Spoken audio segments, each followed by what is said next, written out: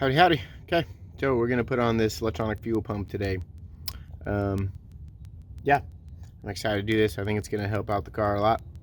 One thing I do want to say is, man, I am so excited about the price of these things going way up, way up.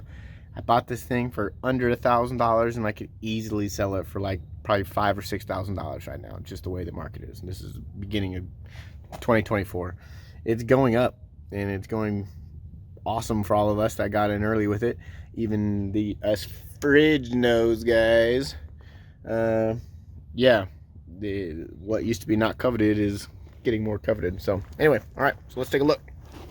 Ugh. Okay, so what we are looking at here is there's the fuel line coming down from the gas tank. Apparently it must have been leaking a little bit. Then I have it coming through the frame and goes up towards the front of the car. What I think I'm going to do is add in some extra fuel line here. Put in a fuel filter that goes to put in before the fuel pump. I'll put the fuel pump probably right here. The other side has the brake lines going through it, and it's closer to the exhaust, so gas, heat, we'll put it on the outside here. Make sure that there's enough room to run the lines, run the electrical up to the power source up in there.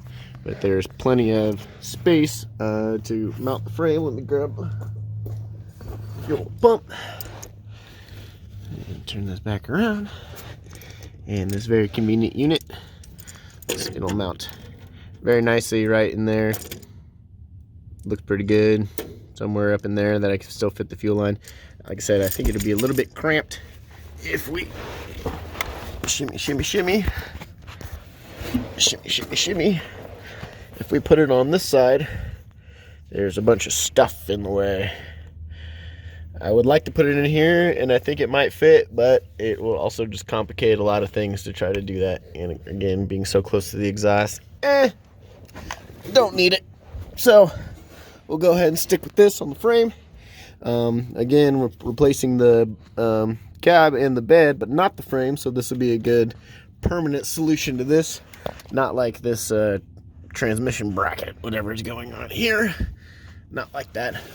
Forgot to mention in the last video, I'm definitely looking more into, whoa, something is leaking there. Oh yeah, I put actual fluid in the steering box, and worked pretty good for that time. Anyway, yeah, something I put in the last video that I'm looking into doing is motor mounts for the summer, definitely. But okay, my ADD kicking back in. Let's try to get something done. Put in fuel filter, fuel pump, start it up. Let's go. Ta-da! And just like that, it's daytime again, because it's the next day.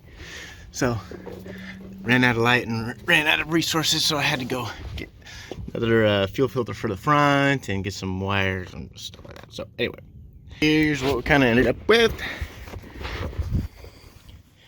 Right from the tank, put on some non-heater hose, put on some fuel line, new fuel filter. Got the facet, it's not tightened down. I still have to drill the other hole on the other side. Ended up putting a grommet through an existing frame hole, running the wires up. Creep, shimmy, shimmy, shimmy. Put it behind the frame. Used, where am I at? What am I doing here? Oh, up higher, Scotty. Okay. Waterproof connector. Ran the line all the way up from the front to the front. Yeah. Shimmy, shimmy, shimmy. This white wire here came up through an existing hole there. And then coming out here and going up into whatever we want. I picked up, in my mess, momentary push button switch. It's a little plastic one. The other one they had that was brass was like 3 times as big, and I thought that was a little unnecessary. But I thought something nice is down around here, maybe even, and all the way on the ground. Good. Could be something like right here. So while I'm turning the key on, momentary bzzz. So something like that might work. Drilling here. Am I nervous to drill in the dash? Yes, absolutely. But as we have said in other videos, if I wanted to do something crazy, for me, I want to do it on this cab because I have the other cab that I'll eventually use. Going still back and forth on the headliner. I need to try to find some more material or see what I can make out of these to make them worth it. Get some actual sizes, measurements. I found some cool looking stuff that I'd like to do probably sooner than later now that I've been doing more research on it. Also picked up another fuel filter for the front that I'm going to put on, just 100 micron. I got some 10 micron ones on the way, but the one that was existing is definitely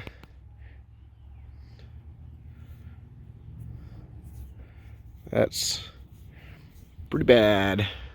So I'm going to that's why I today one of the packages I'm waiting for is some other cheap ones. That's the one I just replaced.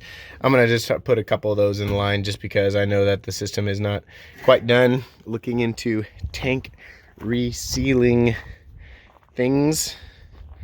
Yeah, I know that there's a different kind of two-part things to put on these in these gas tanks to seal them up. And I don't know if anyone has any recommendations. Let me know. This one looked pretty clean on the inside, but I might have to go through it again or check out. I think the tank in the other cab is cleaner. So without more jabbering, I'll start putting more in and then we're gonna start this beast. Okay, so update on everything. Got the everything buttoned up here. Yeah, that's what it ended up looking like. I know that fuel pump needs to be down low and close to the tank, so that is good. Got the momentary on button directly underneath the key, so that when I'm on here and getting ready to start it, buzz buzz, click click. Didn't go in the dash. I'm a sissy. Yeah. Underneath the hood, got new filter put in there. The other one was crap. Sam was helping me out and got some new fuel line. The old stuff was really dented up, and I really wanted to install this other fuel filter here, so he kind of worked on that, getting that little cleaned up. But I still haven't started it. I still have to hook the switch up to the power. But yeah, that's where we're at. Things should fire off. I was just putting some gas in it right now to look and see if everything was going to be good. Stuck the endoscope down there, and there is some junk at the bottom, but vacuumed out as much as I could. It's going to be for another day. So I'm going to get back underneath here and hook up the switch to some power, and we should be good to test. Should be. So here you can see after it's been sitting a while, there is fuel, the first fuel line. And as we go all the way up, boop, boop, look at that, already dried up. So that's what perfect timing for me now, that I can just go push that little momentary button, stick some fuel, fill in the bowl, get her to start up.